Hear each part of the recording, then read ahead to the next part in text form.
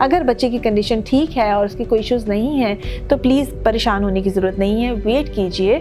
हर बंदे की परसेप्शन फ़र्क होती है, किसी को जल्दी किसी को देर से मूवमेंट स्टार्ट हो जाती हैं। अगर आप अपनी रूटीन में बेबी के मूवमेंट्स को फील कर रहे हैं तो कंफर्टेबल रहिए। आप अगर अपनी रूटीन में चलते फिरते आपको जैसे हमेशा से मूवमेंट फील होती है तो उसके लिए वरी मत कीजिए।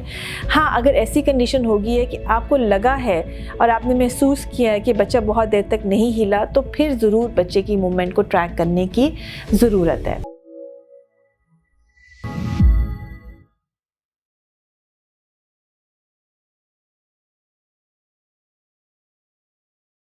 हमल के दौरान बच्चे की मूवमेंट, ये वो सवाल है जो हर दफ़ा मुझसे किया जाता है, जिसके ऊपर मैं ऑलरेडी पहले भी बात कर चुकी हूँ, लेकिन चूँकि ये इतना रिपीटेडली किया जाता है कि मुझे लगा कि मुझे इसके बारे में एक इन्फॉर्मेशन की वीडियो और बनानी चाहिए ताकि आप लोगों को चीज़ें क्लियर हो सकें।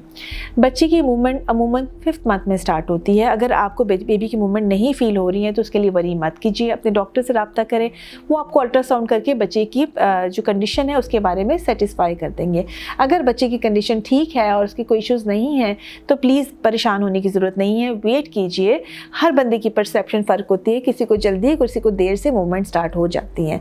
सो मूवमेंट अमूमन स्टार्ट हो जाती हैं। कभी कभी कुछ ऐसी कंडीशंस होती है जिसमें मूवमेंट थोड़ी देर से महसूस हो रही होती है, सो इसके लिए आपको वरी करने की ज़रूरत नहीं है। अमूमन जिनका बच्चा पहला होता है, जैसे जिनका अव्वल आगे की तरफ होता है, इनमें यूजुअली मूवमेंट जो है वो डिले हो जाता है महसूस करना, तो उसके लिए वरी करने वाली बात नहीं है। एज़ लॉन्ग एज़ अल्ट्रासाउंड पर बच्चे की कंडीशन ठीक है तो उसके लिए वरी मत कीजिए। फिर जो अगला चीज़ है जो बहुत इंपॉर्टेंट होती है वो ये होती है कि एज ऑफ वायबिलिटी, यानी वो एज जिसके बाद बच्चा सर्वाइव कर सकता है, उसके बाद यानी 28 वीक्स के बाद आपने बच्चे की मूवमेंट का कैसे ख्याल रखना है।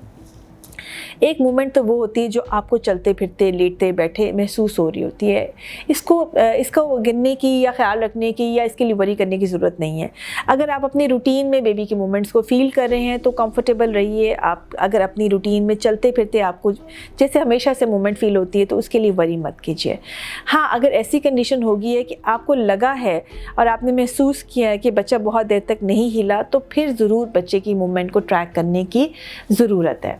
अब वो हो सकता है कि बच्चा 1 से 2 घंटे तक ना हिला हो, या आपको लगा हो कि 4 से 5 घंटे में आपको बच्चे की मूवमेंट महसूस नहीं हुई है, तो ऐसी सूरत हाल में इस मेथड के थ्रू आप अपने बेबी की मूवमेंट को ट्रैक कर सकते हैं।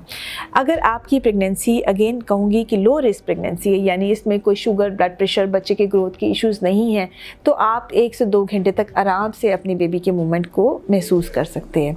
तो सबसे पहले आपने ये करना है कि आपने कुछ मीठा ले लेना है, कुछ खाने पीने की चीज़ ले लेनी है और एक खाली कमरे में चले जाइए जिसमें शोर शराबा ना हो। आपने एक तरफ करवट ले लेनी है, एक छोटा कागज़ का टुकड़ा पकड़ लेना है और उस पर टाइम नोट कर लेना है, और जैसे जैसे बेबी की मूवमेंट आपको महसूस होती है उसको एक साइड पे थोड़ा सा फाड़ते जाना है ताकि आपको पता है, आप काउंटिंग करते जाएं कि अच्छा 1 दफ़ा हो गई है, 2 दफ़ा हो गई है। अगर आपको बच्चे की 10 मूवमेंट फील हो जाती हैं और 1 घंटा हुआ है तो इसका मतलब है बेबी बिल्कुल ठीक है।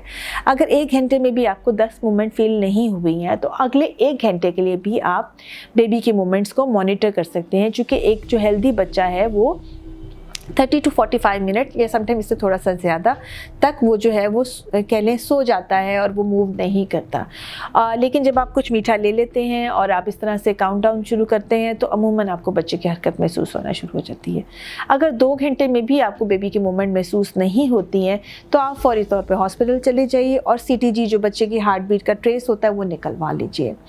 दूसरी कंडीशन, वो पेशेंट जो कि शुगर के मरीज़ हैं या फिर जिनको ब्लड प्रेशर की शिकायत है या जो अल्ट्रासाउंड पर बच्चे की ग्रोथ के इश्यूज़ बताए में, अगर वो 1 घंटे के अंदर इस सारे मेथड के बाद बेबी की मूवमेंट्स फील नहीं करते तो उनको मेरी रिकमेंडेशन होती है कि आप ज़्यादा टाइम मत वेस्ट कीजिए। आप डेफिनेटली फौरी तौर पे जो लेबर रूम है वहाँ जाइए, अपने डॉक्टर का भी वेट करने की ज़रूरत नहीं है। आप लेबर रूम जाइए, ड्यूटी डॉक्टर को कहिए वो बेबी का CTG जो होती है, बच्चे की हार्ट बीट का ट्रेस आपको निकाल लेते हैं, जिससे बच्चे का पता लग जाता है कि बेबी ठीक है या नहीं है। अगर आप रेगुलरली किसी डॉक्टर को नहीं भी दिखा रहे हैं या आपकी ऐसी करीब फैसिलिटी नहीं भी भी है तो आप किसी भी हॉस्पिटल में अच्छे में चले जाते हैं तब वहाँ पे CTG की फैसिलिटी होती है ताकि ये शक दूर किया जा सके कि बच्चे की कंडीशन इस वक्त डेंजर में है या नहीं है। इस तरह से आप अपने मूवमेंट को ट्रैक कर सकते हैं। लेकिन अगर आपको चलते फिरते मूवमेंट महसूस हो रही है तो हर वक्त आपको ये एक्टिविटी करने की ज़रूरत नहीं है।